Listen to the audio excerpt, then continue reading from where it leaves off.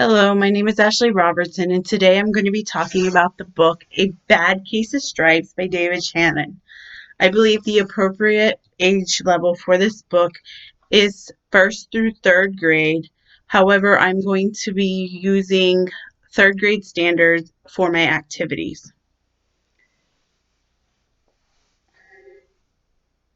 A Bad Case of Stripes by David Shannon. Looking at the front cover, why do you think this book is called A Bad Case of Stripes?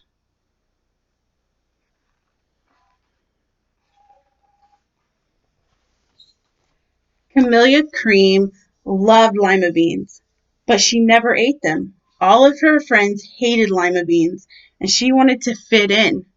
Camilla was always worried about what other people thought of her. Today, she was fretting even more than usual. It was the first day of school, and she couldn't decide what to wear. There were so many people to impress. She tried on 42 outfits, but none seemed to quite right. She put on a pretty red dress and looked in the mirror. Then she screamed. Her mother ran into the room and she screamed too. "Oh, my heavens," she cried. "You're completely covered with stripes."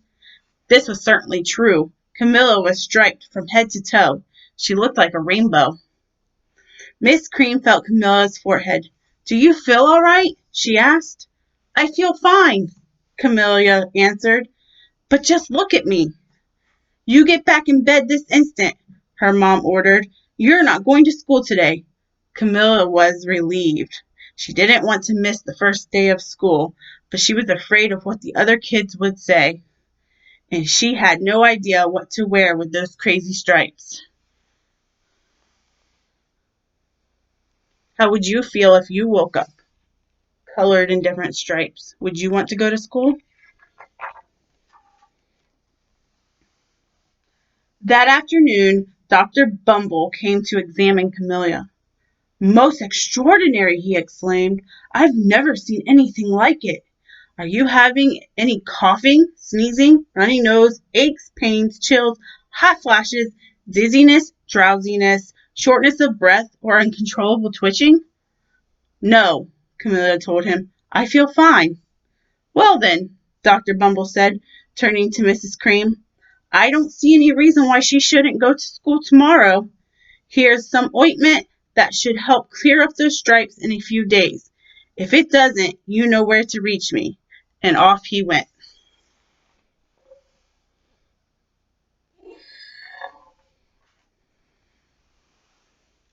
The next day was a disaster. Everyone at school laughed at Camilla. They called her Camellia Crayon and Night of the Living Lollipop. She tried her best to act as if everything was normal, but when the class said the Pledge of Allegiance, her stripes turned red, white, and blue, and she broke out in stars.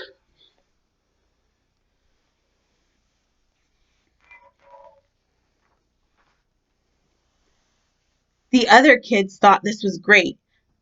One yelled out, "Let's see some purple polka dots." Sure enough, Camilla turned all purple polka dotty. Someone else shouted, "Checkerboard," and a pattern of squares covered her skin. Soon everyone was calling out different shapes and colors, and poor Camilla was changing faster than you can change channels on a TV.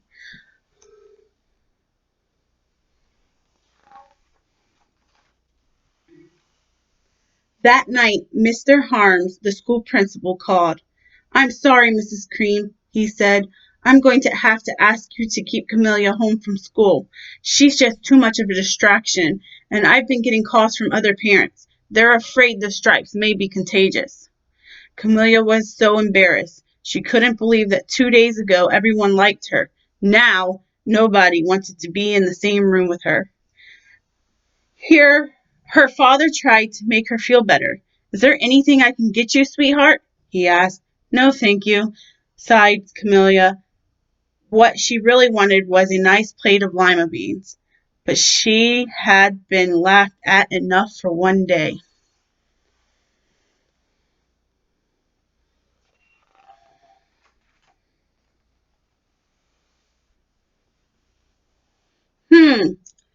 Well, yes, I see, Dr. Bumble mumbled. When Camellia Cream phoned the next day, I think I'd better bring in the specialist. We'll be right over. About an hour later, Dr. Bumble arrived with 4 people in long white coats. He introduced them to the creams. This is Dr. Grop, Dr. Sponge, Dr. Cricket, and Dr. Young. Then the specialist went to work on Camellia. They squeezed and jabbed, tapped and tested. It was very uncomfortable. Well, it's not the mumps, concluded Dr. Grop. Or the measles, said Dr. Sponge. Definitely not the chicken pox, put in Dr. Cricket. Or sunbird, said Dr. Young. Try these, said the specialist. They each handed her a bottle filled with different colored pills. Take one of each before bed, said Dr. Grop. Then they filled out the door, followed by Dr. Bumble.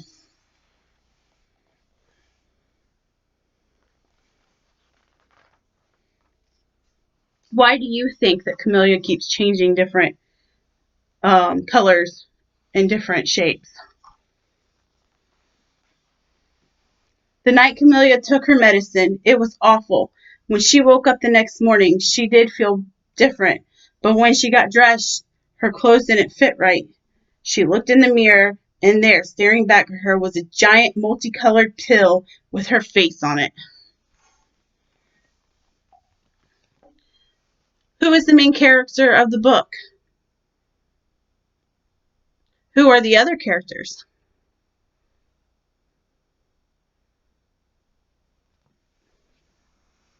Okay, I cut the book short because it is fairly long book.